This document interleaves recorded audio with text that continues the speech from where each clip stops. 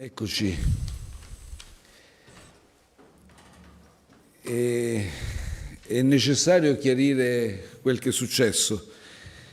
È successo che una cosa inaccettabile, un decreto del Presidente del Consiglio, quello che stavamo formando a livello di governo per ovviamente regolamentare e introdurre le nuove misure che entrano in vigore subito, l'abbiamo letto sui giornali, su tutti i giornali. Ne va della correttezza dell'operato del governo, ne va della sicurezza degli italiani, perché questa pubblicazione, tra l'altro di una bozza, quindi non definitiva, assolutamente ha creato incertezza, ha creato insicurezza, ha creato confusione. Questo non lo possiamo accettare. Vorrei spiegare esattamente cosa è successo. Decreto del Presidente del Consiglio dei Ministri significa che è un atto normativo che viene adottato secondo un iter ben preciso. Lo propone il Ministro della Salute, dopo aver raccolto sino alle 19 di sera i suggerimenti, le osservazioni del Comitato Tecnico Scientifico, che ha lavorato tutto il giorno per questo. Il Ministro della Salute lo elabora e poi lo fa girare perché bisogna raccogliere, è obbligatorio farlo, i pareri dei ministri competenti e di tutti i presidenti delle regioni. A quel punto lì ce lo siamo ritrovato pubblicato su tutti i giornali. Siccome l'iter non era ancora completato, non lo avevo ancora firmato, è successo che tutti i cittadini italiani hanno letto questo testo, ripeto, versione non definitiva, fino a quando non lo firmo non è una versione definitiva e lo possiamo ancora modificare. Ecco perché si genera confusione, incertezza. Ad ogni modo, adesso il decreto è stato elaborato nella sua versione definitiva, sono pervenute le osservazioni delle regioni, quindi tra qualche ora verrà pubblicato in Gazzetta Ufficiale e sarà vigente e quindi tutte le previsioni e prescrizioni in esso contenute entreranno in vigore. Cosa succede di nuovo con questo decreto? Succede che abbiamo creato due aree, una che riguarda del Paese la regione Lombardia e varie province, Modena, Parma, Piacenza, Reggio Emilia, Rimini, Pesaro e Urbino, Alessandria, Asti, Novara, Verbano, Cusio, Ossola, Vercelli, Padova, Treviso e Venezia. A questo territorio della nostra penisola applichiamo un regime delle misure restrittive più rigorose. Ve ne segnalo alcune. Poi ci sarà un regime invece per la restante parte del territorio italiano. Per le parti della Lombardia e delle altre province del nord che ho menzionato ci sarà il vincolo di evitare ogni spostamento, vincolo per tutte le persone fisiche, in entrata e in uscita dei territori, anche all'interno dei territori. Ci si muoverà quindi solo per comprovate esigenze lavorative, situazioni di necessità, spostamenti per motivi di salute. Fermo restando che è consentito il rientro presso il proprio domicilio, abitazione o residenza per chi ne avesse necessità. Ci sono delle altre misure molto rigorose. D'ora in poi i soggetti con sintomatologia da infezione respiratoria e febbre maggiore di 37,5 gradi centigradi, a queste persone è fortemente raccomandato di rimanere presso il proprio domicilio, limitare al massimo i contatti sociali e di contattare il proprio medico curante, a prescindere che siano positivi o no.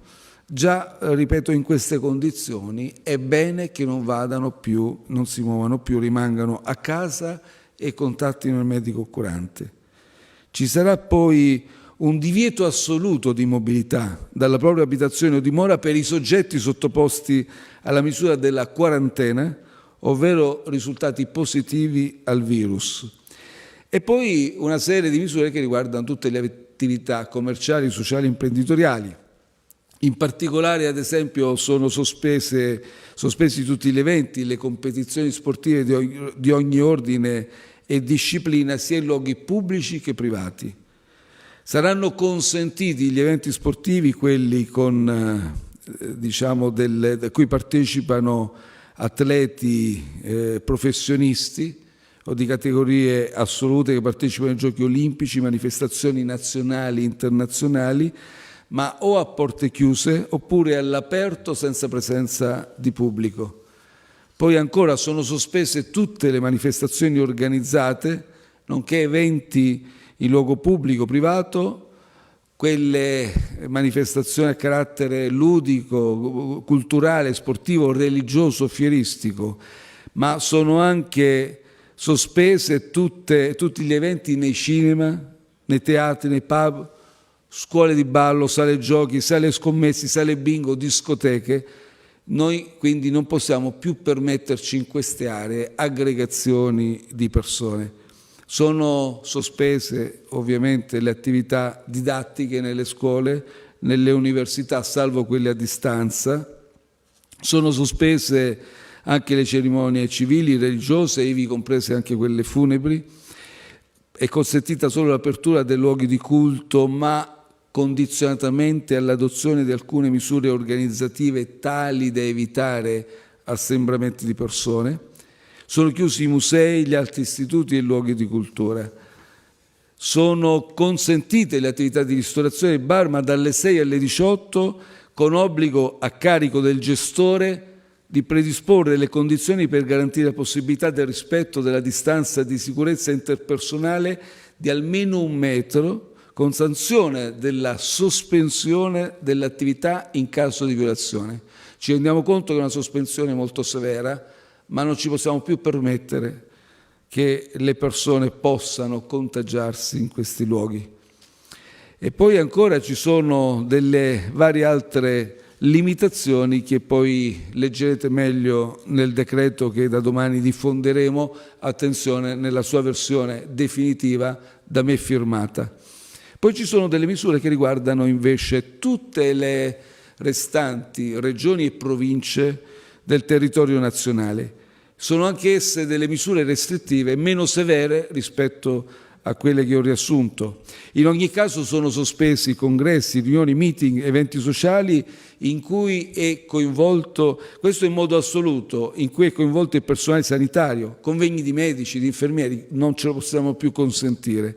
Sono sospesi anche manifestazioni, eventi, spettacoli di qualsiasi natura, ivi inclusi quelli cinematografici, teatrali, svolti in ogni luogo, pubblico e privato.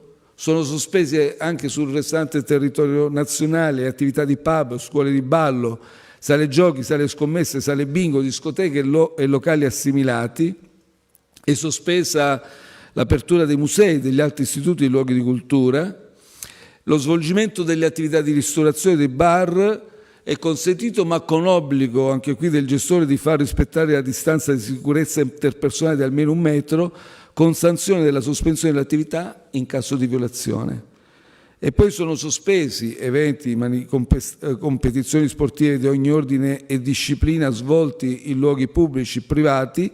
Resta consentito anche per la restante parte del territorio nazionale lo svolgimento dei predetti eventi e competizioni all'interno di impianti sportivi utilizzati a porte chiuse, ovvero all'aperto senza presenza di pubblico.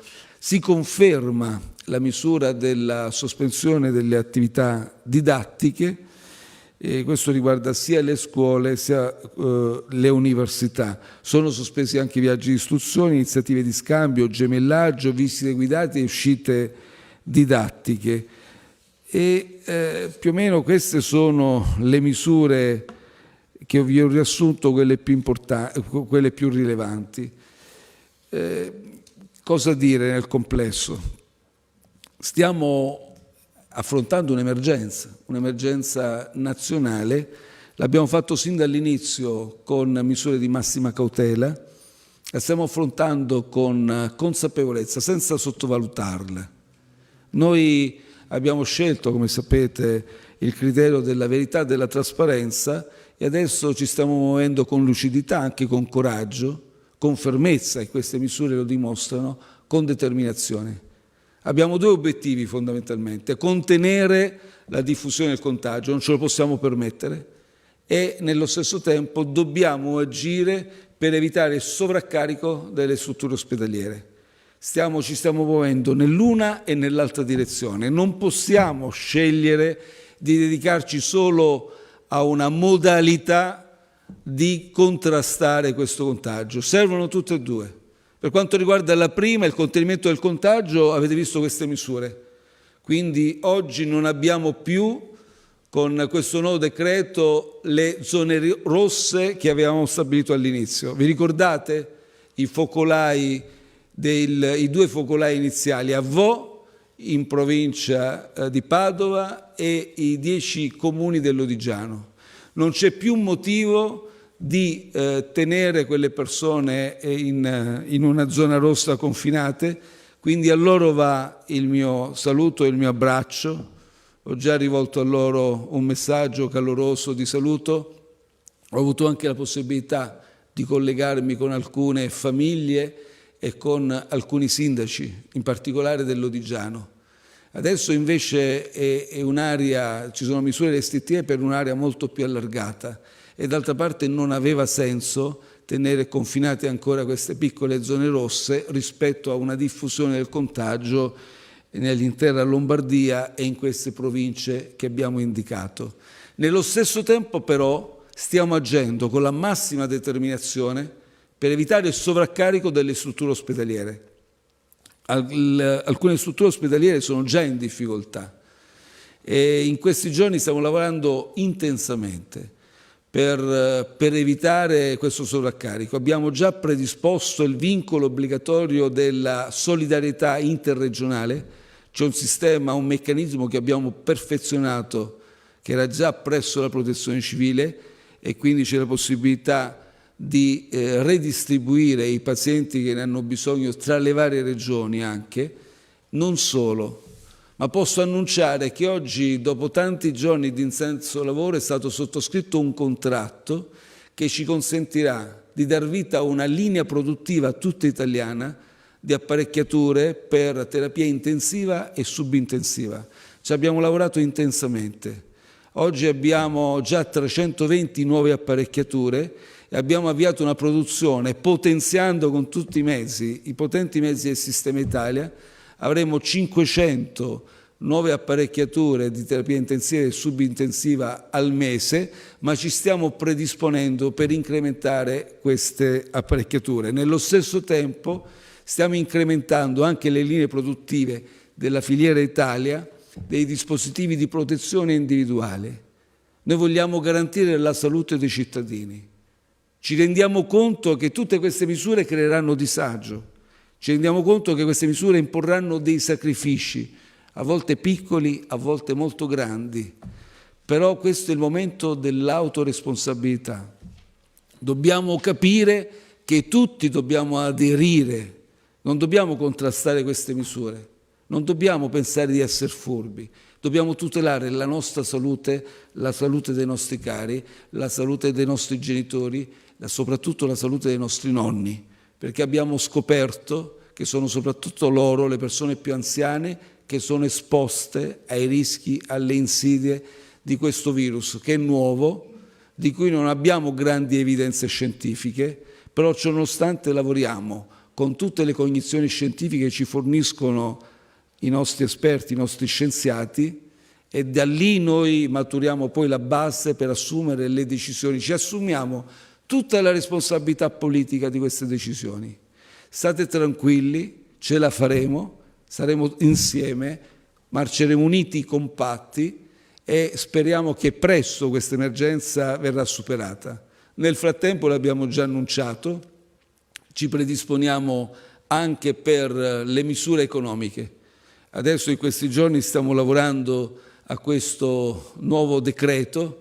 Abbiamo chiesto lo scostamento di 7 miliardi e mezzo, mercoledì si voterà al Parlamento, abbiamo un dialogo anche con le forze di opposizione, presto le incontrerò hanno chiesto un incontro e sarà fatto anche con loro, l'abbiamo già fatto con tutte le associazioni di categoria, con tutte le parti sociali. Questo è il momento nel rispetto dei ruoli, nella distinzione dei ruoli. Noi ci assumiamo noi la responsabilità della gestione, della conduzione di questa battaglia, ma è chiaro che vogliamo che tutti siano informati, siano partecipi di questo impegno. E quindi anche le forze di opposizione ho molto apprezzato che hanno preannunciato la volontà di un incontro con me e con gli altri ministri di voler discutere sulle misure economiche. Sarà fatto e quindi ancora a tutti i cittadini vi invito, grazie per l'ascolto e soprattutto vi invito ad essere fiduciosi perché noi ce la faremo.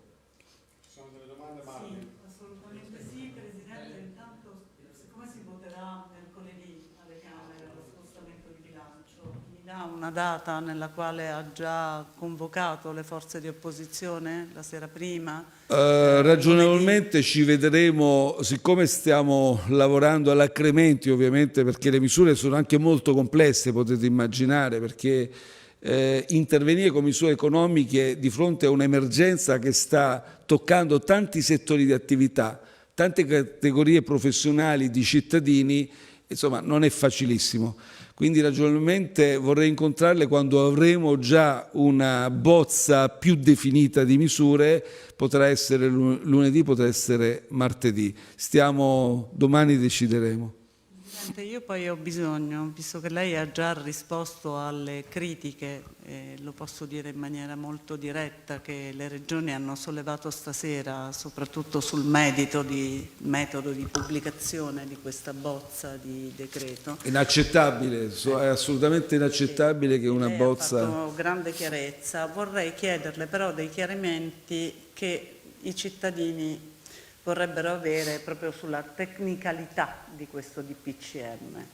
Mi sono scritta alcune domande. Chi farà i controlli fra una regione e l'altra per vedere che le persone che non hanno la possibilità di spostarsi non lo facciano buggerando? Le forze di sicurezza, le rispondo subito. Le forze di sicurezza, le forze di polizia saranno legittimati a fermare i cittadini e a chiedere spiegazione del perché dello spostamento. E quindi dovranno i cittadini motivare sulla base delle indicazioni che abbiamo detto. Le giustificazioni sono, lo ripeto, comprovate esigenze lavorative, situazioni di necessità, spostamenti per motivi di salute. In Lombardia, nella zona rossa, i cittadini potranno spostarsi da un comune all'altro oppure no? Posso permettermi, ho visto già che i giornali hanno iniziato a ragionare di zona rossa, è improprio parlare di zona rossa. Zona rossa noi l'abbiamo istituita come cintura sanitaria rigorosissima per i 10 comuni dell'Odigiano e per il comune di Vo. Abbiamo presidiato quei territori poi tutti i varchi perché è stato introdotto un divieto assoluto di ingresso e di uscita. In questo caso, se avete seguito il mio riassunto, non abbiamo un divieto assoluto di trasferimento da quest'area del nord alla restante parte del territorio, però c'è la necessità ovviamente di motivarlo sulla base delle specifiche indicazioni e quindi sicuramente c'è una ridotta mobilità. Presidente, treni, aerei, spostamenti da una parte all'altra dell'Italia, come funzionerà? Si ferma tutto? Non si ferma tutto, però dobbiamo d'ora in poi entrare nell'ottica innanzitutto che ci sono delle regole da rispettare, dovremo tutti essere più responsabili. Lo dico a tutti, lo dico anche ai nostri figli che in questi giorni ad esempio non stanno andando a scuola. Devono comprendere che questa non è l'occasione per ritrovarsi insieme a fare delle festicciole e quindi per creare occasioni di contatto. Devono approfittarne per tornare a delle buone letture, per esempio leggere dei libri o comunque possono seguire a distanza, no? Le attività didattiche a distanza. Insomma, bisogna assumere tutti dei comportamenti responsabili. Ho questo privilegio stasera di farle un po' più di domande. Si sta scatenando. Cambierà molto il suo decreto rispetto al confronto con le regioni e dopo la pubblicazione della bozza che abbiamo letto? Guardi, il confronto già c'è stato. Io vi sto parlando adesso perché abbiamo la versione finale che verrà pubblicata in Gazzetta. Domani? Quindi io ho raccolto, ho lasciato, purtroppo c'è stato questo infortunio che veramente dal mio punto di vista è inaccettabile, perché chiaramente rischia, vi ho detto, si è creato un allarme, si è creata molta incertezza, molta confusione. Questo non ce lo possiamo permettere, soprattutto nell'affrontare questa emergenza. Occorrono chiare indicazioni. Ecco perché chi ha pensato di lasciar diffondere questo testo, tra l'altro non nella versione definitiva, perché voi vedrete che quando verrà poi diffuso nella versione definitiva con la mia firma reca alcune variazioni rispetto al testo che è stato anticipato. Ebbene, non ha fatto del bene ai cittadini, perché chiaramente quel testo così diffuso ha creato solo, ripeto, confusione. Grazie. Grazie.